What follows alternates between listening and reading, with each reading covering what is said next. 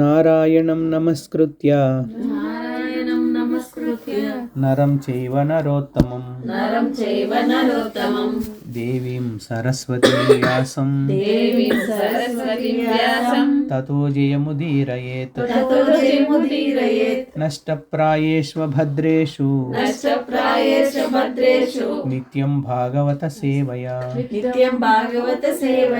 భగవత్యుత్తమ శ్లోకే భక్తిర్భవతి నైష్టికి.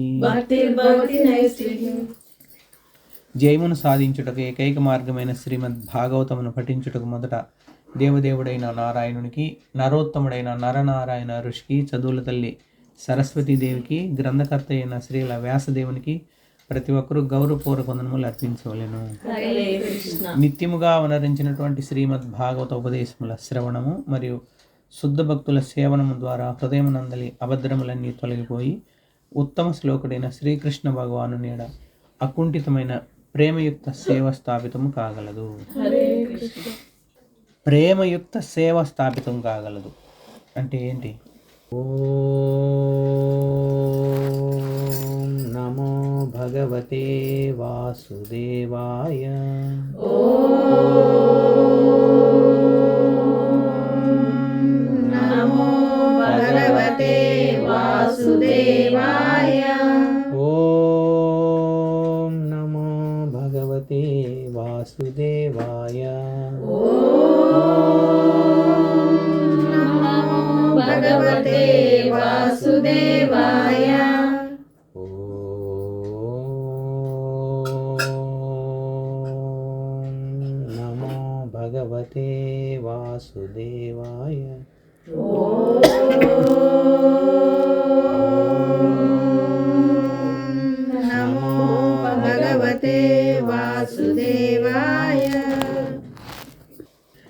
ఓం అజ్ఞానతిమిరాంతస్య జ్ఞానాంజన శలాకయా చక్షుర్మిలితం येन తస్మై శ్రీ గురవే నమః. శ్రీ చైతన్య మనోభీష్టం స్థాపితం येन భూతలే స్వయం రూపః కదా మహ్యం దదాతి సుపదాంతికం. వందేహం శ్రీగురో శ్రీతపదకమలం శ్రీగురున్ వైష్ణవాంచ శ్రీరూపం సాగ్రజాతం సహగణ రఘునాథాన్వితం తం సజీవం సాద్వైతం సావధూతం పరిజన సహితం కృష్ణ చైతన్యదేవం శ్రీరాధాకృష్ణపాదాన్ సహగణ లలిత శ్రీ విశాఖాన్వితాంచ. हे कृष्ण करुणा सिंधु दीनबंधो जगत्पते गोपेश गोपिकाकांत राधाकांत नमोस्तुते. तप्त कांचन गौरांगी राधे वृंदावनेश्वरी वृषभानुसुते देवी प्रणमामि हरिप्रिये. वाञ्छाकल्पतरुभ्यश्च कृपा सिन्धुभ्यैव च पतितानां पावनेभ्यो वैष्णवेभ्यो नमो नमः. जय श्री कृष्ण चैतन्य प्रभु नित्यानंद श्री अद्वैत गदाधर श्रीवासादि गौरभक्तवृंद. हरे कृष्णा कृष्ण कृष्ण हरे हरे हरे राम राम राम हरे हरे. జగద్గురు శ్రీల ప్రభుపాదికి ఫైనల్గా ఉండేది పండు అంతే కదా, చివరిది ఫలితం అంటాం మనం. ఏమొచ్చింది లాస్ట్లో? ప్రేమయుక్త సేవ, ప్రేమతో కూడుకున్నటువంటి సేవ. భగవంతుడి దగ్గరికి వచ్చి ఎంతో ఇష్టంగా, అస్సలు నాకు అర్హతే లేదు నీకు సేవ చేయడానికి, కానీ నాకు నీకు సేవ చేసుకునేటువంటి భాగ్యం కలిగించావు కృష్ణ అని ఎంతో నమ్రతతో భగవంతుడికి సేవ చేసుకోవాలి. భగవంతుడు కన్నీళ్ళు గారుస్తాడు తెలుసా భగవంతుడు భక్తుల దగ్గర. జరిగినాయి అట్లా. బిందు సరోవరం అనే ఒకటి ఏర్పడి ఉన్నది. అలాగా ఆయన కర్దభముని తప చేస్తాడు 10,000 సంవత్సరాలు. భగవంతుడు ప్రత్యక్షం అవుతాడు. ఏం కావాలంటాడు? నాకు ఉత్తమరాలైనటువంటి భార్య కావాలంట. ఉత్తమరాలైన భార్య కోసము ఎన్ని రోజులు తప చేశాడు? 10,000 సంవత్సరాలు తప చేశాడు. భగవంతుడు ఎంత ఆనందపడిపోతాడంటే ఆయన ఆదేశిస్తాడు అనమాట, దేవాహుతిని తీసుకొచ్చి చేయించండి అని నారదునికి. కన్నీళ్ళు గారుస్తాడు ఆయన. ఎంత అనుకుంటే జస్ట్ ఎవరు కావాలని ఇస్తారు, కానీ ఉత్తమరాలే నాకు కావాలి అని నువ్వు అడిగావు అని. ఆయనకే కపిల భగవానుడు సాక్షాత్ విష్ణు భగవానుడు అనమాట, కర్దమునికి పుట్టాడు అనమాట. భగవంతుడు చేసే ప్రతి ఒక్క సేవ కూడా ఎంతో ఇష్టంగా చాలా ప్రేమయుక్తంగా చేయాలన్నమాట. హరే కృష్ణ. ఈరోజు మనము అజామిలుడి యొక్క చరిత్ర అని ఎందుకన్నారు? చరిత్ర అని ఎందుకంటారంటే రియల్గా జరిగింది, కల్పించి రాసింది కాదు. ఒక అతను శ్రీల ప్రభుపాదుల వారు శిష్యుల్లో ఆయన రెగ్యులర్గా జపం చేస్తూ ఉన్నాడు. ఒకసారి ఏమైందంటే ఆయన కొన్ని కారణాల వల్ల బ్రెయిన్ డెడ్ అంటాం కదా, అలా అయిపోయింది, ఏ చలనం లేదు. కానీ ఆయన ప్రతిరోజు ఉదయం ఒక టైంలో మాలలు చేస్తూ ఉండేవాడు. కరెక్ట్గా అదే టైంలో, అతని చలనం ఉండదు, కరెక్ట్గా అదే టైంలో మాత్రం చెయ్యి ఇట్లా అంటా ఉంటుంది. అంటే శరీరం అనేది కదలిక లేకపోయినా ఆ టైం వచ్చేటప్పటికి కరెక్ట్గా లోపల మైండ్లో తిరుగుతూ ఉంది అనమాట. రెగ్యులర్గా మంత్రాన్ని మనం ఏదో విధంగా చెప్తూ ఉంటే అవసరమైన టైంలో అది గుర్తుకొస్తుంది. ఇవి యథార్థంగా జరిగినట్టు. ఇంకొక ఉదాహరణ చూడు చెప్తాను. ఎందుకు ఇవన్నీ చెప్తున్నామంటే ఇట్లా అది అంత ఇంపార్టెన్స్ అనమాట. అది శ్రీల ప్రభుపాదుల వారు బృందావనంలో దేవాలయం కట్టించేటప్పుడు కొంతమంది కొంచెం బాగా డబ్బు ఉండేవాళ్ళు అలా వచ్చి అడుగుతారు, ప్రభుజీ మేము మీకు ఏం చేయగలం అని అంటారు. అప్పుడు ఒక ఆమె వచ్చింది, బాగా డబ్బు ఉండే ఆమె. ఏం చేయగలమంటే, రాధా శ్యామ్ సుందర్ది దేవాలయం కడుతున్నాము, విగ్రహాలకు డొనేట్ చేయండి అని అంటారు అన్నమాట. కళ్ళు ఇటు మలుచుకోలేం, తిప్పుకోలేం, అంత అందంగా ఉంటారు మన వెళ్ళి చేస్తారనమాట. మంచి మేలైన రాయితో చేస్తారనమాట. ఆ విధంగా ఆమె చేసింది. ఒకసారి ఆమె చనిపోయే టైం వచ్చింది. చనిపోయే టైం వచ్చేటప్పటికి ఆమె హాస్పిటల్ ఇంక నువ్వు చనిపోయే టైం వచ్చింది అని అంటా ఉంటే ఆమె ఏమనిందంటే, ఏదైనా రాధాకృష్ణ బొమ్మలు ఏదైనా ఉంటే ఒకటి చూపించండి, నాకు పటం కావాలా అని అంటే, అప్పుడు అందరూ ఎత్తుతారు, ఏమీ కనపడలా. కానీ అక్కడ టెంపుల్ ప్రెసిడెంట్ ఒక అతను ఉంటాడు అనమాట. ఆయన టేబుల్కు వెనక పక్క బృందావనంలో ఉండే రాధా శ్యామ్ సుందర్ ఫోటో పెట్టుకుంటాడు అనమాట. అప్పుడు ఈమె టైం లాస్ట్ వచ్చే టైంలో అరే ఇంక ఏ ఫోటో లేదు అని చెప్పి ఆమె నదిరావారు ఆ ఫోటో తీసుకుని చూపిస్తారు అన్నమాట. ఆమె డొనేట్ చేసినటువంటి విగ్రహాలే ఆమె చనిపోయే టైంలో ఎదురుగా వచ్చేసినాయి. మనకు కాకతాళికమైన కానీ భగవంతుడు మర్చిపోడు, నాకు విగ్రహాలు డొనేట్ చేసింది కాబట్టి ఏ విగ్రహాలకి డొనేట్ చేసిందో అదే ఫోటో ఆమె శరీరం వెళ్ళే టైంలో దర్శనించాడు. సేవ చేసుకుంటే అంత అది విగ్రహమనే కాదు, స్వల్ప సేవ అయినా కానీ చేసుకుంటే గొప్ప అంత అపారంగా దాన్ని మనం మర్చిపోడు. ఇది మనం గుర్తుపెట్టుకోవాలి. నువ్వు జీవితాంతం నీ బంధువులని, భార్య బిడ్డలని, స్నేహితులని ఏదో చేసిందంటారు. అదే నువ్వు భగవంతుడికి ఒక్క రోజు చెయ్యి, జన్మలు ఎప్పుడు మనకు రక్షణనే ఉంటుంది. హరే కృష్ణ.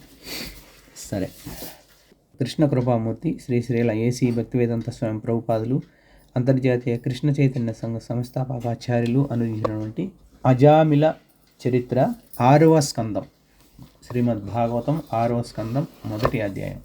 పరీక్షిత్ మహారాజు పలికెను, దేవా సుఖదేవ గోస్వామి ముక్తి పదమును నీవు ఇదివరకే వివరించితివి. ముక్తి పదము అంటే నివృత్తి మార్గము, నివృత్తి మార్గం అంటే ముక్తి మార్గం. నీవు ఇదివరకే అంటే ద్వితీయ స్కందములో వివరించితివి.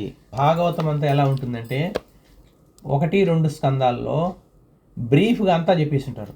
టోటల్ రాబోయేదంతా బ్రీఫ్గా అలా చెప్పేసి ఉంటారు. మళ్ళీ తర్వాత డీటెయిల్గా వస్తూ ఉంటుంది అన్నమాట 3 నుంచి. ద్వితీయ స్కందంలో నువ్వు వివరించినావు.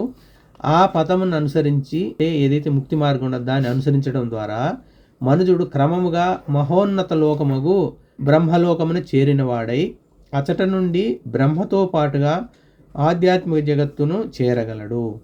ఎవరైతే బ్రహ్మలోకంలో ఉంటారో వాళ్ళందరూ కూడా బ్రహ్మ చివరి టైంలో బ్రహ్మతో పాటు అందరూ కూడా వెళ్తారంట భగవద్ధామానికి. బ్రహ్మలోకం చేరుకోవడం అంత ఈజీ కాదు, అన్నిటికంటే టాప్ మోస్ట్. బ్రహ్మకు ఎంత వయసు ఉంటుందో ఇంచుమించు అంత వయసు ఉంటుంది అక్కడ ఉండే వాళ్ళందరికీ కూడా. అందరూ గొప్ప గొప్ప వాళ్ళు, మన ఊహకు కూడా అందరూ అంత గొప్ప వాళ్ళు అనమాట. బాగా తపస్సు చేసి వెళ్తారన్నమాట. అందుకే దాన్ని సత్యలోకం. పరీక్షిత్ మహారాజ్ సుఖదేవ గోస్వామిని అడుగుతున్నాడు. ఏం చెప్తున్నాడంటే, గుణ సంపర్కము నుండి విడువనంత వరకు, 3 గుణాలు సంపర్కం అంటే దాంతో కలిసి ఉండడం, తమో గుణంతో కలిసి ఉండడం, రజోగుణంతో కలిసి ఉండడం, సత్వగుణంతో కలిసి ఉండడం. ఈ 3తో కూడా కలవకుండా ఉండేంత వరకు అంటే ఆ టైం వరకు ప్రతి ఒక్కడు సుఖము దుఃఖం అనుభవించాల్సిందే. నాకు వద్దన్నా కొంతసేపు సుఖం వస్తుంది, నాకు వద్దన్నా కొంతసేపు దుఃఖం వస్తుంది. ద్వంద్వాలు అనేటివి వస్తూనే ఉంటాయి. ఇక ఆయా దేహములు అనుసరించి అతనికి నానా రకములకు అభిరుచులు కలుగుచుండును. ఏ రకాలైనటువంటి గుణాల్లో ఉంటారో ఆ గుణాలకు అనుకూలమైనటువంటి దేహాలు వస్తూ ఉంటాయి నెక్స్ట్ టైం. అలా రకరకాల దేహాల్లో అతను మారుతూనే ఉంటాడు. నీవు ఇదివరకే వివరించినట్లు ఆ అభిరుచులను అనుసరించి అతడు ప్రవృత్తి మార్గమున సంచరించి స్వర్గాది లోకములను చేరును. ప్రవృత్తి మార్గము అంటే మనకంటే ఇంక పైలోకం పోవడం, అక్కడి నుంచి ఇంకొక పైలోకి పోవడం, అక్కడి నుంచి ఇంకొక పైలోకం, అట్లా వెళ్తా ఉండడం. సాఫల్యముగా కలిగడి వివిధ నరకములను గూర్చి మీరు పంచమ స్కందములో వివరించిరి. నరకాలు కూడా ఒక నరకం లోకం కాదు, తెలుసా మీకు? నరకలోకాలు అనేటివి 27 నరకలోకాలు. ఏనికి ఎలిజిబిలిటీ ఉంటే ఆ లోకానికి పంపిస్తూ ఉంటారు అన్నమాట. అది పంచమ స్కందంలో ఉందంట. బ్రహ్మసుతుడగు స్వయంభువ మనువు అధ్యక్షతన వహించినట్టి తొలి మన్వంతరమును గూర్చి వర్ణించితిరి. మొట్టమొదటి మనకు జీవరాశులు ఇవన్నీ ఒక స్టార్ట్ అయింది స్వయంభూ మనువు నుంచి వస్తారన్నమాట. మనం విన్నాం కదా, స్వయంభూ మనువుకు 2 కొడుకులు. ఎవరు? ఉత్తానపాదుడు, ప్రియవ్రతుడు. అక్కడి నుంచి స్టార్ట్ అయింది మనకు. ఆ ఉత్తానపాదుడు యొక్క కొడుకే ధ్రువుడు. మనం ధ్రువ శ్రీగా చదువుతున్నాం. ప్రభు ప్రియవ్రత ఉత్తానపాదుల వంశములను చరిత్రలను నీవు వర్ణించితివి.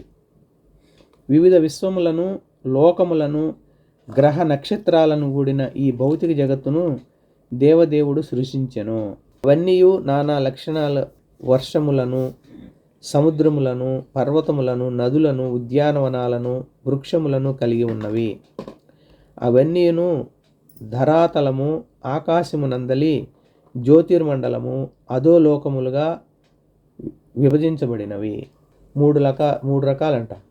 ధరాతలము అంటే ఇప్పుడు మనం ఉండేది, ధర అంటే భూమి. ఇంకోటి ఆకాశం పైన ఉండేటి, ఇంకోటి జ్యోతిర్మండలం, ఇంకోటి అధోలోక మండలం కింద ఉండేటి. ఇలా ఉన్నాయంట. ఈ లోకాలను గూర్చి వాటి యందు వసించేటి వారిని గూర్చి నీవు స్పష్టంగా వివరించితివి అని ఇంతకుముందు స్కందాల్లో వివరించినారనమాట.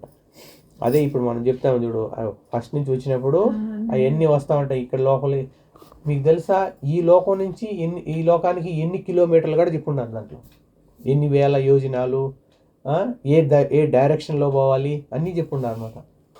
మహాబాగా మహాయాతనల అనుభవించవలసి ఉండేది నరకలోకాలలో మానవులు ఎట్లు పడకుందురో ఆ ఉపాయం దయచేసి ఇప్పుడు వివరించండి.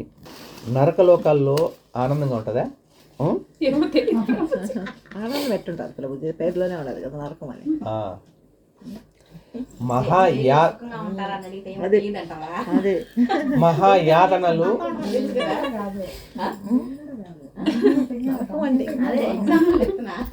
మహాయాతనలు అనుభవించేటువంటి నరకలోకాలలో మనుషులు పడకుండా ఉండాలంటే, అంటే నరకలోకానికి పోవాల్సిన అవసరం లేకుండా ఉండాలంటే, నరకలోకాన్ని వైపు చూడకుండా కూడా ఉండాలంటే ఏమి చేయాలి?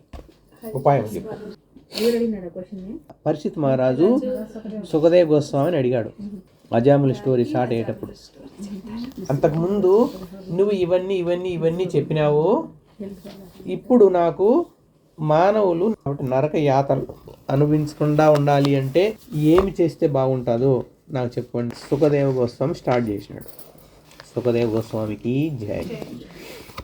సుఖదేవ గోస్వామి ఇట్లు సమాధానం వస్తుంది. రాజా, ఈ జన్మమున మనస్సు, వాక్కు, దేహాలతో కావించిన పాపములకు ఎవ్వడు మరణమునకు పూర్వమే మను సంహిత వంటి ధర్మశాస్త్రాలను అనుసరించి ప్రాయశ్చిత్తము చేసి కొనడో అతడు నేను వివరించిన రీతిగా మరణానంతరం తప్పక నరకమునబడి తీవ్ర యాతనలు అనుభవించవలసి వచ్చును.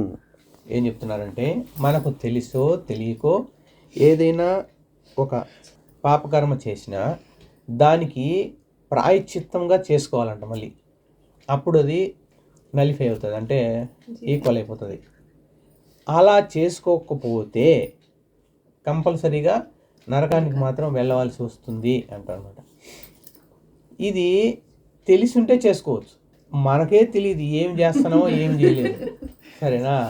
ఇప్పుడు మనకే తెలియకపోతే ఏం చేస్తామో చేయలేమో, దానికి ప్రాయశ్చిత్తం ఏం చేసుకోవాలో కూడా మనకు తెలియదు, అంతే కదా? మనం ఏం చేస్తున్నామో మనకు తెలియదు, దానికి ప్రాయశ్చిత్తం ఏం చేసుకోవాలనో అది కూడా తెలియదు. కాబట్టి శరీరం ఎట్టబోతామంటే ఎట్టబోని అంటూ ఉంటుంది మనం. అలా కాదు, ఇక్కడ ఏదో ఒక ఉపాయం చెప్తున్నారు, చూద్దాం. ఇంట్లో మన శాస్త్రాలన్నీ ఎక్సలెంట్ ఉపాయాలు చెప్తూ ఉంటాం అన్నమాట. అది ఒక గొప్ప మనకు ఉండేటువంటి రక్షణ. అది మన శాస్త్రాల్లో ఉన్నది. మన భగవద్గీతలో దానికి ఒక పరిష్కారంగా ఒక శ్లోకం ఉంది. ఇక్కడ చెప్తున్నారు 14వ అధ్యాయం 26వ శ్లోకం. మాంచయో వ్యభిచారేణ భక్తి యోగేన సేవతే సగుణాన్ సమతీత్యైతాన్ బ్రహ్మభూయాయ కల్పతే. కృష్ణ భగవానునికి సంపూర్ణ శరణాగతుడై భక్తి యోగం నెలకొనినచో పాపకర్మలన్నిటి నుండి బయటపడవచ్చు. పాపాల వల్ల ఎన్ని ఇబ్బందులు వస్తాయి కదా. పాపాల్లో పడకుండా ఉండాలంటే ఏం చెప్తున్నాడు భగవంతుడు? భగవంతుణ్ణి మనసా వాచా కర్మణ మనకు చేయగలిగినంత భగవంతుడి యొక్క సేవ చేసుకోవాలి, భగవంతుని నామం పలకాలి, భగవంతుని వినాలి. ఒక్కొక్కసారి కొంతమంది వినాలంటే ఇష్టపడరు. ఎందుకు ఇష్టపడరు చెప్పండి?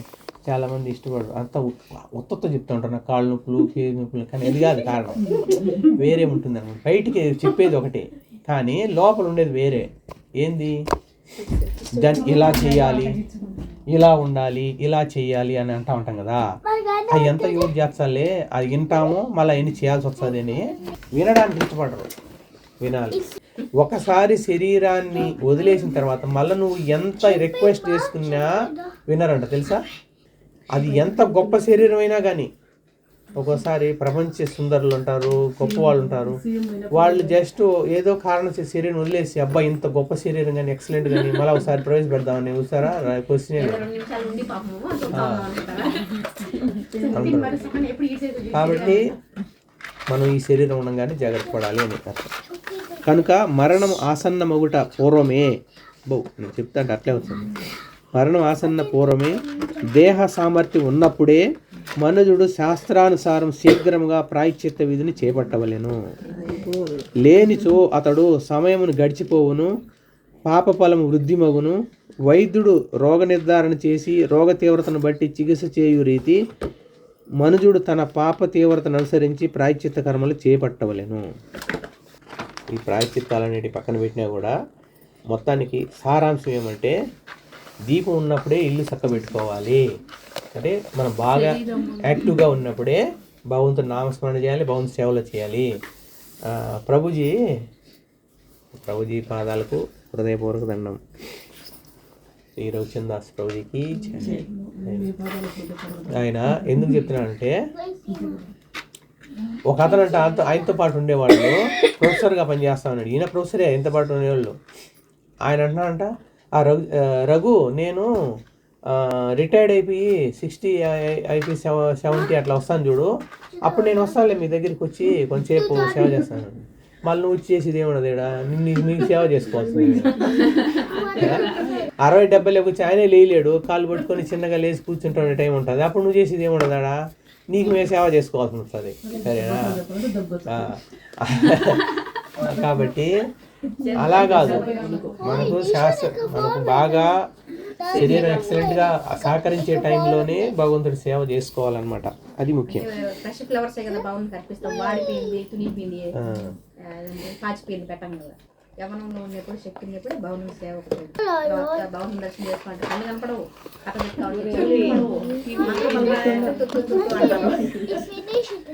పరీక్షిత్ మహారాజు ఇప్పుడు మళ్ళా అడుగుతా ఉన్నాడు అనమాట. ఏం అడుగుతున్నాడంటే, నేరస్తుడు రాజదండనకు లోక నిందకు గురి అగుటను వాస్తవముగా గాంచి ఉన్న కారణమునను పాపకార్యముల వలన తదుపరి జన్మలో నరకం పడవలసిందని శాస్త్రముల వలన పండితుల వలన విని ఉన్న కారణమునను మనుజుడు పాపకర్మము తనకు హానికరమని ఎరిగి ఉండవచ్చును. అట్టి జ్ఞానము ఉన్నప్పటికీ ప్రాయశ్చిత్త కర్మల పిదపయు అతడు మరలా పాపములకు ఒడిగట్టుచుండును. కనుక అట్టి ప్రాయశ్చిత్త కర్మము విలువ ఏమున్నది? చాలా ఇంపార్టెంట్. ఏం చెప్తున్నాడంటే, ఒకడు దొంగతనం చేసి జైల్లో పడినాడు. పోలీసు వాళ్ళు వాడిని ఏం చేస్తారు? ముద్దు పెట్టుకుంటారా? ఓన్ కొడతారు. అంత కొట్టినా బయటకు వచ్చినాక మళ్ళీ వాడు దొంగతనం చేయకుండా ఉంటాడా? ఒకసారి దొంగతనాన్ని తలబెట్టిన వాడు వదులుకోడంట. ఆ దెబ్బలు కొట్టిన కొన్ని రోజులకు మర్చిపోతాడు, మళ్ళీ స్టార్ట్ చేస్తాడంట. అందుకే చూడు, ఏడన్నా దొంగతనం చేయడానికి పాత దొంగడు ఆడాడని ముందు వాళ్ళే పట్టుకొచ్చా ఉంటారు పోలీసులు. ఎందుకంటే వాళ్ళు పాదు ఆ గుణం అనమాట. అందుకని ఇక్కడ ఏం చెప్తారంటే, ముందుగా ఏం చెప్పినారు? ప్రాయశ్చిత్త కర్మలు చేసుకోవాలన్నాడు కదా. వీడు ప్రాయశ్చిత్త కర్మలు చేసినాం కదా, ఆహా ప్రాయశ్చిత్త కర్మ చేసినా ఇంకేంటి మళ్ళీ పాపం చేయొచ్చు అనుకుంటాడు. మళ్ళా పాపం చేయడం, మళ్ళీ ప్రాయశ్చిత్త కర్మలు చేసుకోవడం. ఇది కరెక్ట్ అయిందేనా కాదు అని చెప్తున్నారు అనమాట. అంటే ప్రాయశ్చిత్త కర్మలకు ఉంటే కూడా భక్తి మార్గం లేదా భగవంతుని యొక్క మార్గాన్ని మనం పట్టుకోవడం ఇంపార్టెంట్ అని చెప్తాను. రాధా గోవింద్కి జై. అంటే ఇక్కడ చూడు ఉదాహరణ ఎంత ఎక్సలెంట్గా ఇస్తున్నాడు చూడు. ఏమిచ్చాడు ఉదాహరణ? ఎలా అయితే నేరం చేసిన వాడు జైల్లో పడితే నేర శిక్ష అనుభవించిన తర్వాత మళ్ళీ అదే నేరం మళ్ళా చేయడం స్టార్ట్ చేస్తాడు. అదేవిధంగా వాడికి తెలుసు ఈ పని చేస్తే నాకు దెబ్బలు పడతాయి. వాడి దొంగ తెలీదా? దొంగతనం పట్టుకుంటే నన్ను కొడతారు, ఓను కొడతారని తెలుసు కదా, అయినా కానీ చేస్తాడు. అదేవిధంగా ఈ ప్రాయశ్చిత్తం చేసినాం కదా, వాడు ఏమంటుంటే ఒక పని చేసి మళ్ళీ ప్రాయశ్చిత్తం చేసుకుంటూ పోతుందిలే అని అనుకుంటా ఉంటాడు. పాపకార్యం పట్ల అతి సావధానుడై వర్తించువాడును కొన్ని మార్లు తిరిగి పాప జీవనకు బలి ఎగుచుండు. ఎంత టాలెంటెడ్గా ఉన్నప్పటికీ కూడా మళ్ళీ ఏదో కారణం చేత పాప కార్యాలకి ఇన్వాల్వ్ అవుతూ ఉంటారు. ఎందుకంటే ఈ లోకమే అలాంటిది. బాత్రూంలో లేదా లెటిన్లో కూర్చొని నాకు మల్లెపూలు వాసన కావాలని అనుకుంటాను. వస్తుందా? రాదు. అదేవిధంగా మన కలియుగంలో ఉండి మనకు అన్నీ మంచియే కనపడాలి అని అనుకుంటాం, కనపడదు. ఎక్కడ చూసినా రకరకాల డిఫరెంట్ ఆలోచనలు, డిఫరెంట్ మైండ్ సెట్లే కనపడతా ఉంటాయి. కాబట్టి ఎంత గొప్పవాళ్ళైనా డిస్టర్బ్ అయ్యేదానికి అవకాశం ఉన్నది అని చెప్తున్నాను. కనుక పదే పదే పాపం చేయుట, దానికి ప్రాయశ్చిత్తం చేసుకున్నట అను పద్ధతి వ్యర్థమని నేను భావించాను. ఏదో పాపం జరిగింది, ఏం పాపం చేసామో కనుక్కొని దానికి ప్రయత్నం చేయడం టైం వేస్ట్ పని ఇదంతాను అని అనుకుంటున్నాను. గజము నీటి యందు చక్కటి స్నానం ఆచరించినను బయటకు వచ్చినంతనే తిరిగి శరీరం అంతయు మట్టి జల్లుకొనును. ఇక్కడ వచ్చింది అది. ప్రాయశ్చిత్త విధానం కేవలం అట్టి గజ స్నానమే బోలి ఉన్నది. హరి బోల్. ఇది అంటే ఏనుగు బాగా మళ్ళీ ఫోర్స్గా కొట్టుకుంటుంది, మళ్ళీ స్నానం చేస్తుందట. ఎంత ఫోర్స్ ఇస్తుందంటే మోటార్తో మాలగా వచ్చింది, తొండంతా కొట్టుకుంటే శుద్ధంగా క్లీన్ అయిపోతుంది. మళ్ళీ అటు బయటకు వస్తాను మళ్ళీ మట్టి అంతా బలక పోసుకుంటారు అన్నమాట. నరకంలో పడకుండా ఉండాలంటే ఏం చేయాలన్నాడు ఈయన? సొల్యూషన్గా ప్రాయశ్చిత్తం చేసుకుంటే బాగుంటుంది అన్నాడు. దానికి మళ్ళా పరిస్థితి మహారాజు చెప్తున్నాడు, ప్రాయశ్చిత్తం అనేది ఎలాంటి ఉంటుందంటే గజస్నానం లాంటిది అని ఉదాహరణగా చెప్పాడు. ఒకటి నేరస్తుని జైల్లో పెడితే మళ్ళీ బయటకు వచ్చి అదే నేరం చేస్తూ ఉంటాడు. వాడికి తెలుసు పట్టుకుంటే మళ్ళీ నన్ను జైలు వేస్తాడని తెలుసు, అయినా చేస్తూ ఉంటాడు. అదేవిధంగా ఈ గజస్నానం కూడా బాగా నీట్ క్లీన్ చేసుకుంటుంది, మళ్ళీ బయటకు వచ్చి మట్టి పోసుకుంటుంది. దానివల్ల ఉపయోగం ఏమున్నది? టైం వేస్టు అని చెప్తుంది దానికి. ఇప్పుడు మళ్ళీ దానికి సమాధానంగా సుఖదేవ గోస్వామి ఏదో చెప్పబోతున్నాడు. ఏం చెప్పబోతున్నాడో విన్నాం. వ్యాసదేవుని సుతుడగు సుఖదేవ గోస్వామి ఇట్లు సమాధానం ఇచ్చాను. రాజా, పాపమును పరిహరించుటకు ఉద్దేశించబడిన కర్మలు కూడా సకామములే కనుక అవి మనుజుడు సకామ కర్మ నుండి విడిపించజాలవు. ప్రాయశ్చిత్త కర్మల విధి విధానాలను అనుసరించువారు బుద్ధిమంతులు కారు. నిజమైన బుద్ధిమంతుడికి, ఇంటెలిజెంట్ పర్సన్ ప్రాయశ్చిత్త కర్మల వైపు పోడు, బుద్ధిమంతుడు పోడు. నిస్సందేహముగా వారు తమోగుణయుతులే. ఎవడైతే ప్రాయశ్చిత్తం వైపు వెళ్తాడో వాడు తమోగుణం. అన్ని గుణాల లెక్కల లోయెస్ట్ అనేది తమోగుణంలో ఉండకూడదు. రజోగుణంలోనే పర్వాలేదేమో కానీ తమోగుణంలో ఉంటే చాలా డేంజర్ అన్నమాట. సత్వగుణ ఫలితం ఏంటి? ఎన్ని వందల మాటలో వినుంటాం. సత్వగుణం వల్ల ఫలితం ఏంటి? సుఖం వస్తుంది. రజోగుణ ఫలితం ఏంటి? దుఃఖం. రజోగుణంలో ఉంటే ఏమొస్తుంది ఫలితంగా? దుఃఖం. తమోగుణ ఫలితం ప్రమాదం. ఇది సింపుల్గా ప్రమాదం ఏం మంచిది కదా? ఏం ప్రమాదం అనేది అంత గ్రేట్, అంత డేంజరా? ప్రమాదము అంటే ఏంటి? మళ్ళీ నువ్వు రిటర్న్ రాదుగా. సుఖం ఉంటుంది, కొంచెంసేపు సుఖం నుంచి బయటకు రావచ్చు. దుఃఖం ఉండదు, కొంచెంసేపు దుఃఖం నుంచి బయటకు రావచ్చు. ప్రమాదం అంటే శరీరం అయిపోతుంది అన్నమాట, ఫినిష్. మళ్ళీ ఇంక రిటర్న్ వచ్చేది ఉండదు. అందువల్ల ప్రమాదాలస్య నిద్ర అని అంటారు అనమాట. కాబట్టి వెరీ డేంజర్. ఇప్పుడు కరెంట్ కాడ పోయినప్పుడు డేంజర్ అని ఎముకలు బొమ్మ వేసి ఉంటాడు. ఆడు మనం చూద్దాం, ట్రై చేద్దాం అని వేలు పెడితే ఏమవుతుంది? కాబట్టి డేంజర్ అనే దానికి తమో గుణం అనమాట. అందువల్ల ప్రాయశ్చిత్తం వెళ్ళడం అనేది తమో గుణ లక్షణము అంటున్నారు. తమో గుణం నుండి బయటపడినంత వరకు ఒక కర్మను వేరొక కర్మ ద్వారా పరిహరించుటకు యత్నించుట వ్యర్థమే అని అగును. ఏదో ఒక దాంట్లోంచి బయటపడాలని ఒక అబద్ధాలు చెప్తాడు, ఈ అబద్ధాలు కప్పించుకోవాలని ఇంకొక అబద్ధం చెప్తాడు, ఆ అబద్ధం కప్పించుకోవాలని ఇంకొక అబద్ధం, మొత్తానికి లైఫే అబద్ధాలు బతుకైపోతుంది. అంటే ఒక కర్మను కప్పిపుచ్చుకోవడానికి ఇంకో కర్మ చేసిన దానివల్ల ఫైనల్గా అంతా వ్యర్థమే అవుతుంది అంటున్నారు అనమాట. ఏలయనగా అది మనుజుని కోరికలను నిర్మూలింపజాలదు. ఒక కర్మ ఎప్పుడు చేస్తాడు? అన్నీ యాక్చువల్గా అన్నీ బుద్ధుడు ఏం చెప్తాడంటే, బుద్ధు యొక్క ఫిలాసఫీ ఏంటి ఐడియా ఉందా? ప్రతి ఒక్కరూ ఒక ఫిలాసఫీ వస్తుంది. గౌతమ బుద్ధుడు ఉన్నాడు కదా, వాళ్ళ ఫిలాసఫీ ఏంటంటే దేవుడు లేడు, ఎవరు లేరు, దేవుడు లేడు, ఎవరు లేరు, నీ కోరికలే నీకు బంధాలు, జస్ట్ నువ్వు నీ కోరికలు వదిలేసుకో, నువ్వు పరమానందాన్ని అనుభవిస్తావు. కోరికలను త్యాగం చేయడమే నువ్వు చేయాల్సింది అనేది మాట ఆయన. అందువల్ల ఇక్కడ ఒక కోరిక తీర్చాలని నువ్వు ప్రయత్నం చేస్తే అది తీరేటప్పుడు ఇంకో కోరిక వచ్చి కూర్చో ఉంటుంది. సరేనా? ఇది జనరల్ అనమాట. జనరల్ అనమాట. మనం ఒక ఉంగరం వచ్చే చాలు అనుకుంటాం, ఉంగరం వచ్చేటప్పటికి మళ్ళీ బ్రాస్లెట్ కావాలనుకుంటాం, బ్రాస్లెట్ వచ్చేటప్పటికి మళ్ళీ ఒకదాని తర్వాత ఒకటి కంటిన్యూ అవుతూ ఉంటుంది. కోరికలను తగ్గించాలంట. అంటే ఉదాహరణ ఏం చెప్పారంటే, దానికి ఒక మంట వేసినామనుకో, కట్టెలు బాగా రగులుకుంటా ఉన్నాయి, ఆరిపో అని చెప్పి దాంట్లో కిరాసిన్ పోసినాం అనుకో, ఆరిపో అని మనం ఏమంటాం, ఆరిపో అని పోస్తూ ఉండేది ఏంది, కిరోసిన్ పోస్తాం, ఇంకా ఆరిపోతుంది, అది ఇంకా బొగ్గు అని రగులుకుంటుంది అనమాట. ఆరిపో అని బాగా ఎండిపోయిన కట్టెలు వేస్తా ఉన్నాం అనుకో, ఆరిపో అని ఏమవుతా ఉంటుంది, ఇది రగులుకుంటానే ఉంటుంది అనమాట. కానీ మనం చేయాల్సిన పని ఏంటి?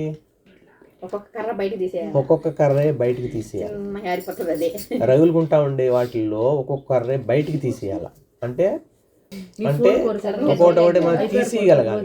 అప్పుడు చిన్నగా అది కొంత అప్పటికప్పుడే పోకపోయినా చిన్నగా వెళ్ళిపోతుంది అన్నమాట. కాబట్టి ఒక కోరికను తీసేయాలని ఇంకో కోరిక ఎత్తుకొచ్చి పెట్టుకోకూడదు. అర్థమైంది కదా? ఒక కోరిక పోవాలని ఇంకో కోరిక ఎత్తుకొచ్చి పెట్టకూడదు. అది ఆడ చెప్పింది. సరే, ఈ విధంగా మనుజుడు బాహ్యమునకు పుణ్యాత్మునిగా గోచరించినను నిస్సందేహముగా పాపమున ఒడిగట్టే తీరును. కనుక దేని ద్వారా అయితే మనుజుడు పరతత్వము ఎరుగగలడో అట్టి పరిపూర్ణ జ్ఞానము బడయటయే నిజమైన ప్రాయశ్చిత్తము. కాబట్టి ఫైనల్గా కన్క్లూజ్ ఏం చేస్తున్నాడంటే, ఏదైతే మనము ప్రాపర్గా అనుసరిస్తే భగవంతుడి దగ్గరికి చేరుకోగలమో అది ఫాలో కావాలి. ఏదైతే ఉన్నతిగా ఉండదో అది చేయాలి. అందుకనే ఈ భక్తి మార్గాన్ని చెప్పే ముందర వైకుంఠ లోకాలు, స్వర్గలోకాలు, వైకుంఠ లోకాలు, గోలోకము, ఇవన్నీ డీటెయిల్గా వివరిస్తూ ఉంటారు అనమాట. ఏదైనా గొప్పది వస్తుంది అంటే చిన్నదాన్ని వదులుకోగలడు ఎవరైనా, సరేనా? అందుకే ప్రభు చెప్తా ఉంటాడు, నువ్వు నాన్ వెజ్ తినగా, నువ్వు ఎరగడతలుగా తినగా, నువ్వు ఇది చేయగా, అది చెప్పగాకు, అందరికీ తెలుస్తుంది. ఇది తిను, భగవంతుడు ప్రసాదం చేసేదో ఇది తిను, బాగా ఉండాలి చూడు, ఇది తినని మనం అది పనిగా ప్రయత్నపూర్వకంగా ప్రసాదాలు చేసి వాళ్ళకి ఇచ్చి తిను అని చెప్పాలి. అప్పుడు వాళ్ళలో ప్రసాదాలు తీసుకునే దానివల్ల కొంచెం పరివర్తన వస్తూ ఉంటాం. మనం ఎప్పుడు ఇది చేయగంటే అతను నమస్కారం, నువ్వు నా దగ్గర రాగా అని అంటారు అనమాట. ఎందుకంటే అట్లా ఇక్కడ ఏం చెప్తున్నారంటే, మనకు ఏదైతే గొప్పదిగా ఉంటుందో దాన్ని పట్టుకుంటే చిన్నదాన్ని వదిలేస్తాడు అని. అందువల్ల అంటే గొప్పది పట్టుకోవాలన్నప్పుడు అక్కడ ఇప్పుడు మన వైకుంఠ లోకాలలో చూసినప్పుడు విన్నారా, జీవి అనేవాడు ఎక్కువ ఆనందం కోసం ఆరాటపడుతూ ఉంటాడట. ప్రతి ఒక్క జీవి, మన మనుషులే కాదు, ప్రతి ఒక్క జీవి దేనికోసం ఆరాటపడుతూ ఉంటాడు? సుఖ దుఃఖాల కోసం కాదు. దేనికోసం? ఆనందం కోసం శరీరమైన వదిలేస్తాడు. అంటే ఆనందం అనేది అంత పవర్ఫుల్ అనమాట. అందుకే ఎక్కడ ఇప్పుడు వైకుంఠంలో ఉండేవాళ్ళు కానీ లేదా గోలోకంలో ఉండేవాళ్ళు కానీ వాళ్ళు ఎప్పుడు మామూలు ఆనందం కూడా కాదు, పరమానందంలో ఉంటారు. ఇప్పుడు ఆ పరమానందంతో పోల్చుకుంటే ఇది అస్సలు నథింగ్ ఇక్కడ ఉండేది. అందుకనే నా దగ్గరికి వచ్చిన వాళ్ళు మళ్ళీ ఇక్కడికి రావడానికి ఇష్టపడరు అని భగవంతుడు చెప్తాడు. ఆ పరమానందం అనేది ఎలా ఉంటుంది అని దానికి వివరణ ఇస్తూ విష్ణులోకంలో అంటే వైకుంఠంలో ఉండేవాళ్ళు ప్రతి ఒక్క లేడీస్ కూడా లక్ష్మీదేవి ఎంత అందంగా ఉంటుందో అంతగా అందంగా ఉంటారంట. అంటే వాళ్ళు శరీరంలో ఏ పార్ట్ కూడా మనం తప్పు పట్టేట్టుగా ఉండదు, అంత ఎక్సలెంట్గా ఉంటారు. మగవాళ్ళందరూ విష్ణు భగవాన్ లాగానే ఉంటారంట, చూడడానికి అంత అందంగా ఉంటారంట. వాళ్ళిద్దరూ అంత అందంగా పక్క పక్కన ఉన్నప్పటికీ కూడా వాళ్ళిద్దరి మధ్య లస్టీ థింగ్స్ ఉండవట, కామ కోరికలు ఉండవు. కామం ద్వారా ఏమొస్తుంది? ఆనందం వస్తుంది, అంతే కదా. ఒకసారి అతనే పరమానందంలో ఉండేటప్పుడు ఇంక దాని గురించి పట్టుకోవాల్సిన అవసరం ఉన్నది. అర్థమైందా? దీనికి బెస్ట్ ఎగ్జాంపుల్గా ఏం చెప్తారంటే దూరాసమాన్యముని యమునా నది అటు సైడ్ ఉంటాడు. వీళ్ళు గోపికలు వస్తారన్నమాట, ఏమని ఆయనకు ప్రసాదం తీసుకొని ఇవ్వాలని. యమున విపరీతంగా పారుతూ ఉంటుంది. అప్పుడు కృష్ణబాబుడు అంటాడు, ఎట దాటుకొని పోవాలి వాళ్ళకని అడుగుతారు వాళ్ళు. కృష్ణ అస్కలిత బ్రహ్మచారి అనేటుగా ఉంటే దారి ఇవ్వమని అడుగు అంటాడు. ఇదేంది నువ్వు రోజు మా తిరుగుతున్నావు, మా దగ్గర మమ్మల్ని ఖర్చుకుంటున్నావు, అన్ని పనులు చేస్తున్నావు, ఈ అస్కలిత బ్రహ్మచారి ఇదేంటంటే నీకెందుకు అను అడిగి కృష్ణ బాబు అస్కలిత బ్రహ్మచారి అయితే దారి ఉంటుంది, ఏమైనా దారి ఇచ్చేస్తాను. సరే అని చెప్పి నేరుగా అడిగిపోతాను. వీళ్ళు ఎత్తుకో మీద అంతా ఆయన పెడతారు. ఆయన బాగా తేపు చెడుకు ఫుల్గా తింటాడు. మళ్ళీ తిరిగి రావాలంటే వాళ్ళు ఏమి పారుతుంది, ఆయన అడుగుతారు మేము ఎట్ట తట్టుకోవాలని. ఈ దూరాసముని అసలు తినలేదు అని అడగండి, తినకుండా కానీ ఉంటే అదేం స్వామి తింటే ఫుల్గా మెచ్చినట్టు ఫుల్గా తిన్నారు, మళ్ళీ తినలేదంటే తినకుండా ఉంటే దారి ఉంటే దూరాసముని అసలే ఏమే కానీ తినకుండా ఉండేట్టుగా ఉంటే దారి ఇవ్వమంటే దారి ఇచ్చేస్తారు. అంటే ఏమని అర్థము? వాళ్ళు చూసేదానికి అలా ఉన్నప్పటికీ కూడా లోపల అసలు వాళ్ళకి ఎటువంటి భావన లేదు. అది ఆ విధంగా అక్కడ ఇద్దరు కూడా అంత అందంగా ఉన్నప్పటికీ కూడా వాళ్ళ మధ్య ఎటువంటి లస్టీ సంబంధించినటువంటి విషయాలు లేవు.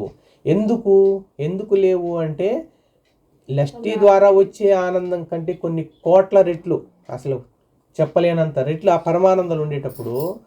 దానికి బాగా బెస్ట్ ఎగ్జాంపుల్ చెప్తాం. ఒకడు కోటీశ్వరుడు, ₹1,00,00,000 అతని దగ్గర ఉన్నది. నువ్వు ఇక్కడ నుంచి 2 కిలోమీటర్లు కానీ రోడ్డు అంతా ఈడ్చినావంటే నీకు ₹1 ఇచ్చా అంటే చేస్తాడా?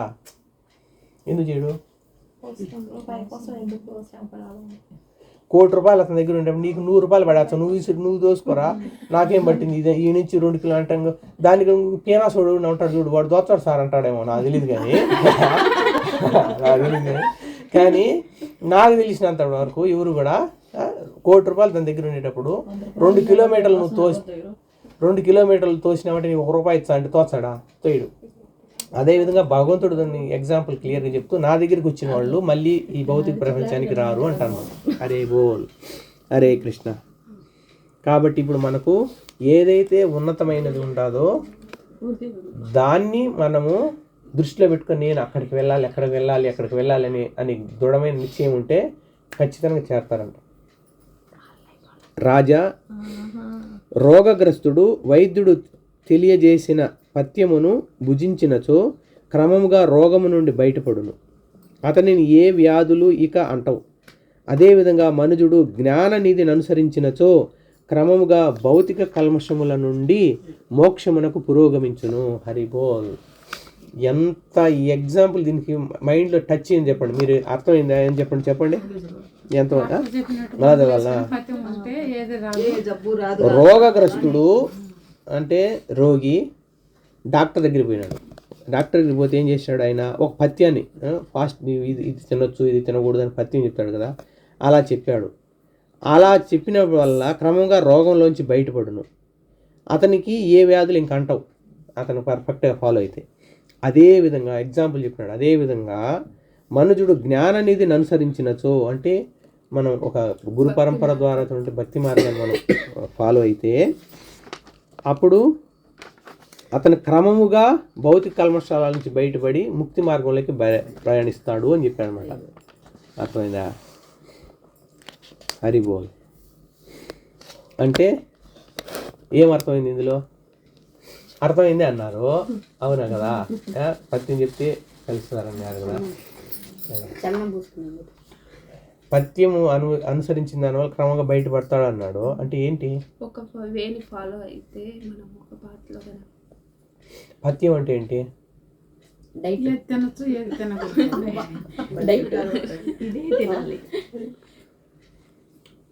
కొన్ని చేదుగా ఉండేటి ఇస్తారు, కొన్ని చేదుగా ఉండేటి తినాల్సి వస్తుంది, కొన్ని మనం నచ్చదు అయినా కానీ తినాలంటే తినాల, కొన్ని బలిష్టం తినగాకంటే వద్దన. సరేనా? అంటే అక్కడ బలవంతంగా కట్టేసినట్టు ఉంటుంది. అవునా కాదా? అవునా కాదా?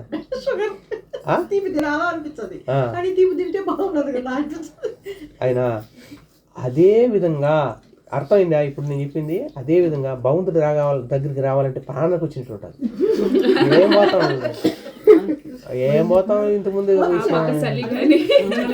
చలి రకరకాల ఎన్ని సొలుపులన్నీ వస్తాయి ఏది వీడికి రావాలంటే. కానీ ఇంటికాడుంటే మాత్రం ఇవన్నీ ఏమి కనపడవు. సరేనా? ఆ బయట కూర్చొని గంటల కొద్దీ మాట్లాడుతూనే ఉంటాం మనం ఏమో. కానీ వీడికి రావాలంటే రకరకాలు వస్తాయి. ఇప్పుడు ఇక్కడ ఏం చెప్పారు దానికి పత్యానికి? మామూలుగా ఇప్పుడు షుగర్ వచ్చిన వాడికి తీపి తినకూడదు అన్నాడు. మాకు ఆనందం ఏం చెప్పి తీపి తింటాడా? ఎందుకు తినడు? చచ్చామని భయం, తింటే ఆడ చచ్చామని భయము అంతే. అదే మాత్రం. అవును అవును రియల్ గా తింటే ఏ టైంలో ఎత్తిపోతాడో అనేది తెలియదు కాబట్టి భయంతో తిను అనే కానీ తినడు. అత్తుండేది పెద్ద ఆవిడ 80 ఏళ్ళ అంకు షుగరు ఫ్రూట్స్ బనానాస్ బాగా ఇష్టం అంకు కనపడకుండా అట్టపెట్లు ఏం దాచిపెట్టినా కానీ వాసన పట్టచ్చు కానీ ఏం లేకుండా టాప్ వేసి వచ్చేస్తుంది బయటికి. ఎన్నిసార్లు అడిగినా తిన్నామంటే కరెక్ట్గా 2 hours కల్లా మోషన్ స్టార్ట్ అవుతాయి. మోషన్స్ అంకు షుగర్ అబ్నార్మల్ అయిందనుకో విపరీతంగా కంట్రోల్ ఉండదు, మోషన్స్ పోతాయి. దాన్ని బట్టి తెలిసిపోతుంది ఆమె తినేది. ఆయన కంట్రోల్ చేసుకోలేదు. అట్లా ఎందుకు చెప్తున్నానంటే అక్కడ డాక్టరు నువ్వు చచ్చిపోతావని తెలిసి తినొద్దంటే బలవంతంగా ఆపుకుంటున్నాం. ఇక్కడ మనకు ముక్తి మార్గం ఉన్నది కాబట్టి ఇది చేసిన దానివల్ల మనకు ఎంతో ఫలితం ఉన్నది అని అక్కడ ఎట్లయితే మనం అప్లై చేసుకుంటున్నామో ఇక్కడ కూడా అట్లాగే అప్లై చేసుకోవాలి. చేసుకున్నప్పుడే ఎప్పుడైతే అక్కడైతే మనం ఎలా అయితే అప్లై చేస్తే రోగం ఉండేవాడికి ఈరోజు తినొద్దు అన్నప్పుడు తినం కదా. అదేవిధంగా ఇక్కడ కూడా భగవంతుడి దగ్గర రావాలంటే మన మనసు వద్దు అంటది. వద్దు అన్నా కూడా దాన్ని కంట్రోల్ చేసి 10 నిమిషాల్లో పోయి కూర్చొని వద్దామని భావంతో రావాలి అనమాట. ఇది మనం చేసుకోవాల్సిందనమాట. అందుకు ఈజీగా అర్థమైనట్టే ఉంటుంది. సరేనా? నేను కొన్ని ఉదాహరణలు చెప్పేటప్పటికి కొంచెం స్ట్రైక్ అవుతుంది. సరేనా? ఇదే కాదు చాలా విషయాల్లో మనకు భగవంతుడి దగ్గరికి రావాలంటే అంత ఈజీగా కాదు. ఈజీ కదా చెప్తున్నాను నేను మళ్ళీ. భగవంతుడి దగ్గరికి రావడం అంత ఈజీ కాదు. రావడం అనేది ఎన్నో జన్మల సుకృతి ఉంటేనే భగవంతుడి దగ్గరికి రావాలని. ఎందుకంటే చెప్తున్నాడు ఇక్కడ, మనస్సును ఏకాగ్రత పరచుటకు మనుజుడు బ్రహ్మచర్యం పాటించుచు పతనాన్ని నివారించవలెను. ఇంద్రియ భోగంను త్యజించి తపస్సును చేపట్టవలెను. పిదప అతడు నిగ్రహమును, దానము, సత్యసంధత, శుచిత్వము, అహింస, ధర్మపాలన, పవిత్రత, భగవన్నామ జపము అనునవి పాటించవలెను. ఈ విధముగా ధీరుడు అని ఎందుకు అన్నాడు? సరే, అంతకుముందు ఉండేటివన్నీ ఏమున్నాయి మళ్ళీ ఒకసారి చూద్దాం. ఏం చేయాలంట? ఏకాగ్రత, మనసును ఏకాగ్రత పరచాలి. మనము ఏకాగ్రత పరచడం అంటే మనసును ఏకాగ్రత పరచడం అంటే ఏంటి? ఏక అంటే అగ్రం అంటే టాప్ అంటే కంప్లీట్ దానికే ఇవ్వడం, మళ్ళీ ఇంకో దానికి ఇవ్వకుండా. ఏకాగ్రత అంటే ఇప్పుడు నువ్వు చదువుతున్నావు, మనసును ఏకాగ్రతగా చదువు అంటే నా మనసంతా మొత్తం దీని మీదనే ఫోకస్ చేస్తాం, మైండ్లో ఇది తప్ప వేరేది ఉండదు. అది ఏకాగ్రత అంటే. ఇప్పుడు మనం చెప్తున్నాము, చెప్పేటప్పుడు మనసంతా ఎక్కడ ఉండాలి? నేను చెప్తా ఉండే విషయాలపైనే ఉండాలి. అది ఏకాగ్రత. నా కళ్ళు నా దిక్కే చూస్తూ ఉంటాయి, కానీ లోపల టైం చూస్తూ ఉంటుంది. అయిపోవచ్చింది, దీని తర్వాత నెక్స్ట్ ఏంటి, దాని తర్వాత ఏంటి, మైండ్ లోపల స్ట్రగుల్ కొడుతూ ఉంటుంది రకరకాలుగా. అలా దాన్ని ఆలో చేయకూడదు. ఆలో చేయకుండా ఉండగలగడమే ఏకాగ్రత. సరేనా? అలా ఏకాగ్రత ఉండాలి. తర్వాత ఇంద్రియ భోగం అంటే మనకి ఇష్టమైన దాన్ని విపరీతంగా తినడం, వద్దని దాన్ని ఇసి పక్కన పడేయడం. సరేనా? అలా కాకుండా ప్రాపర్గా మనం ఫాలో కావడానికి ప్రయత్నం చేయాలన్నమాట. ఇంద్రియ భోగం అంటే తిండే కదా, అన్నీ వస్తాయి. నేను ఉదాహరణ చెప్తాను. అది అందుకే నేను అది చెప్పింది. ఇష్టమైన దాన్ని ఎక్కువగా కావాలనుకుంటాం, ఇష్టం లేని దాన్ని వదిలేసి పడేస్తాం. అలా కాకుండా బ్యాలెన్సింగ్గా ఉండాలి. ఆ బ్యాలెన్సింగ్గా ఉండాలి అంటే ఏం చేయాలంటున్నాడు? మనస్సు నిగ్రహించుకోవాలి. ఒకటి, దానం కూడా చేయాలంట. దానం. ఓకే, మొత్తానికి యజ్ఞదాన తపోకర్మ నత్యాజ్యం అంటే యజ్ఞము, దానము, తపస్సు, ఈ మూటిని చచ్చేంత వరకు వదలకూడదంట. యజ్ఞం అంటే ఏంటి? వెరీ గుడ్, చాలా పండిపోయినది మన వాళ్ళందరికీ. యజ్ఞానం జపయజ్ఞోస్మి, రెగ్యులర్గా భగవంతు నామం పలకడం. యజ్ఞము, దానం కూడా చేయాలి మనం. తపస్సు అంటే తపస్సు అంటే మనము ఈరోజు ఇంత టయానికి భగవంతు దగ్గరికి పోవాలి అంటే పోయి తీరాలి అనమాట. కంపల్సరీ ఈరోజు భగవంతు దగ్గరికి రావాలి. పొద్దున్నే నిద్రలేసి భగవంతు దగ్గరికి రావాలి అంటే రావాలి అంతే. నుంచే పడుకో, లేదంటే మైండ్ వదిలే, ఇప్పుడు వదిలే మళ్ళీ పోతాంలే అంటే దాన్ని మాట అది తపస్సు. అదే కాబట్టి తపస్సు అనేది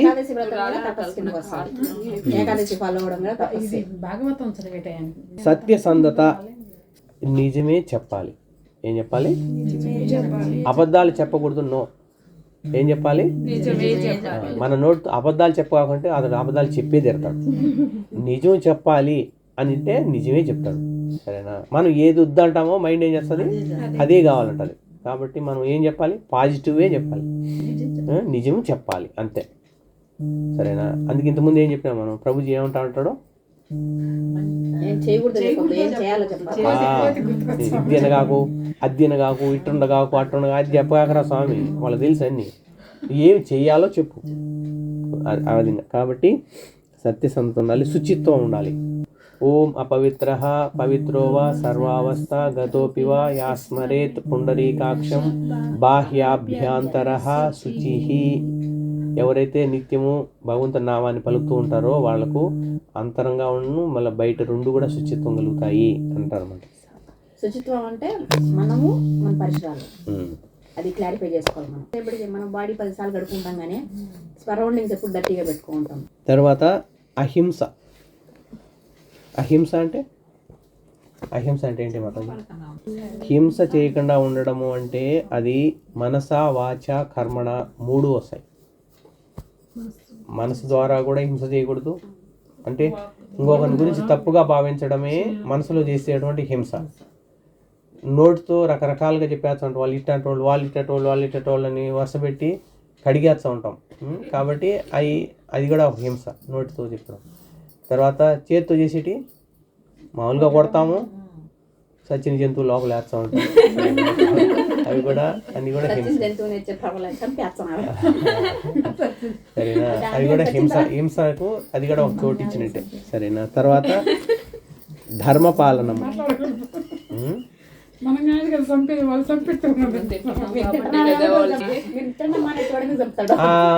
దానికి ఒక ఉదాహరణ దాంట్లో డీటెయిల్ చెప్పాడు. ఏం చెప్పారంటే, ఏం చెప్పారు తెలుసా? నాకు తినాలి ఉండాది తీసుకోరా అని చెప్పేవాడికి, పోయి తెచ్చేవాడికి, అక్కడ కోసేవాడికి, తర్వాత వండేవాడికి, తెచ్చిన వాడు తెలిసి వండిన వాడికి, వడ్డించిన వాడికి కూడా, నేను తినలేదు నేను వడ్డించినాను అనుకోవచ్చు, వడ్డించిన వాడికి కూడా, వడ్డించిన వాడికి, ఫైనల్గా తినేవాడికి. సరేనా? అందరికీ సమానంగా అకౌంట్లో సమానం అని చెప్పాలా, వాళ్ళ భావాలు బట్టి అప్లై అవుతుంది అప్లై. ఎంత అవుతుంది అనేది భగవంతుడు తెలుసు. అందరూ పాపంలో భాగస్తులే. భాగం అయితే వస్తుంది, ఎంత భాగం వస్తుంది ఆ అనేది దాన్ని జంతువు బట్టి. చనిపోయేటప్పుడు ఘోషిస్తుందంట. ముందు వాళ్ళే కదా ధర్మపాలన అంటే ధర్మంగా ఉండడం, ధర్మాన్ని రక్షించడం. ధర్మో రక్షతి రక్షిత. ధర్మాన్ని నువ్వు ఎప్పుడైతే పాటిస్తావో ఆ ధర్మమే నిన్ను ధర్మం అంటే ఒక్కొక్కరికి ఒక ధర్మం ఉంటుంది. ఇప్పుడు మనం ఉన్నాము, తల్లిగా ఒక ధర్మం ఉంటుంది, కూతురుగా ఒక ధర్మం ఉంటుంది, కోడలుగా ఒక ధర్మం ఉంటుంది. అట్లా అన్ని మన వాళ్ళ ఏ ధర్మానికి మనం ఏది చేయాలో అది న్యాయం చేయడం. అందుకే ధర్మాన్ని రక్షించడం అంటే నువ్వు కత్తి పట్టుకో రక్షించడం అని కాదు, ధర్మాన్ని మనం ఫాలో కావాలి. మనం ఫాలో అయితే అది రక్షించగలుగుతాం. తర్వాత పవిత్రత. పవిత్రత అంటే ప్యూరిఫై, అంటే అన్నీ పవిత్రంగా ఉంచుకోవడం. మనసు పవిత్రంగా ఉంచుకోవడం, శరీరాన్ని పవిత్రంగా ఉంచుకోవడం, భగవంతుడిని దగ్గర రెగ్యులర్గా భగవంతుడిని ఇప్పుడే చెప్పినాం. ఏం చెప్పినాం? ఓ మా పవిత్ర పవిత్రో వా సర్వావస్థగత వ్యాస్మరేత్ పుండరీకాక్షం బాహ్యాభ్యాంతర శుచి అని. అంటే పవిత్రం అయిపోతాయి అన్నమాట. మనం ఎప్పుడైతే ఒకసారి భగవంతుని దర్శనం చేసుకుని మనం అనుకుంటా ఉంటాం సహజంగా, ఎక్కువగా మనకు వచ్చేది ఏముందంటే మన ఇంట్లో కూడా భగవంతుడు ఉన్నాడు, సో అట్టనేది. కానీ వాటి కొన్ని చెప్పున్నారు అనమాట. అంటే మామూలుగా ఉండే పటాల కంటే విగ్రహాలు కొంచెం గ్రేటు, విగ్రహాల కంటే ఉత్సవ విగ్రహాలు కొంచెం గ్రేటు, ఉత్సవ విగ్రహాల కంటే మామూలుగా బ్రాహ్మణులు వచ్చి స్థాపించుంటారు అనమాట, మంత్రాచరణ చేసి అది ప్రాణ ప్రతిష్ఠ చేస్తారు, అది గ్రేటు. దానికంటే స్వయంగా వెలిసింటాడు చూడు, అది భగవంతుడే వెలుస్తాడు అనమాట. ఇప్పుడు తిరుమల ఒక స్థాపించింది కాదు, ఆయనే భగవంతుడిగా వెలిచాడు. ఇప్పుడు కాణిపాకం స్వయంభూ వచ్చినాడు. అదేవిధంగా ఇక్కడ కూడా ఏది శ్రీకాళహస్తి, కొన్ని చాలా స్వయంభూవులు ఉన్నాయి అనమాట. అంటే ఒకరు తీసుకొని ప్రశ్నించినట్టు కాదు, స్వయంగా అక్కడే వెలిసినట్టు అనమాట. అలా సరేనా? ఈ విధంగా ఉంటాయి. అంటే మనము ఒకసారి భగవంతుని దర్శనం చేసుకున్నప్పుడు మనము దర్శనం చేసుకోవడం కాదు ఇంపార్టెంట్, ఆయన దృష్టిలో మనం పడడం. ఒకసారి చెప్పుకున్నాం ఏంటి, బాంకీ బిహారిని టెంపుల్ ఉన్నది ఎక్కడ, బృందావనంలో. ఎంత పవర్ఫుల్ అంటే ఆయన బాగా ఎదురుగా కనపడి భక్తితో కానీ ప్రార్థిస్తే మా ఇంటికి రాంటే వెళ్ళిపోతాడంట ఆయన వాళ్ళని, ఈ రోజుకి కూడా వెళ్ళిపోతాడంట ఆయన.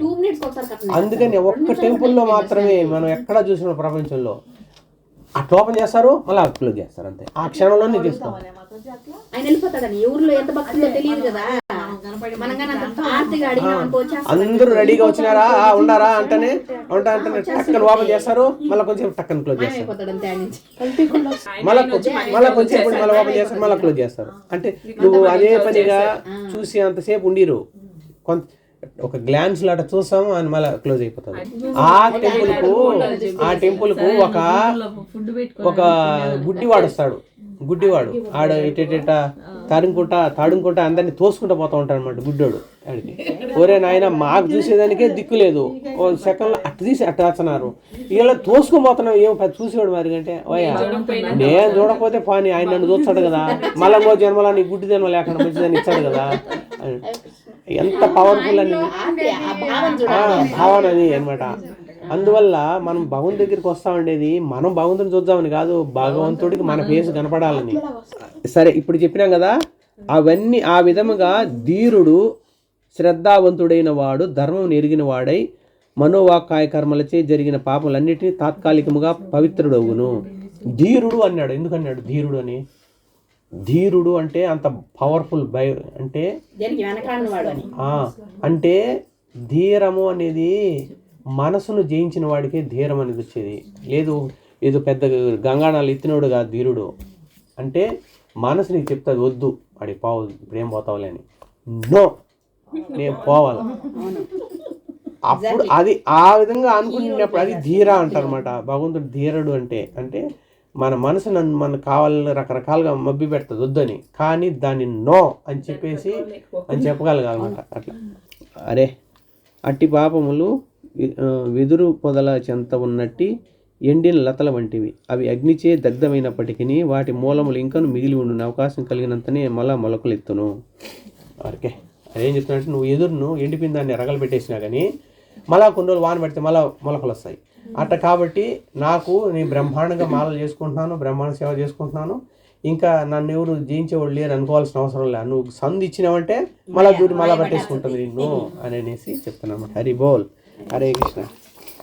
శ్రీమద్ భాగవత పఠన మహామహోత్సవికి, అజామిల చరిత్రకి జయ. ఎవరికైనా చరిత్ర స్టార్ట్ కాల. హరి బోల్. నారాయణం నమస్కృత్య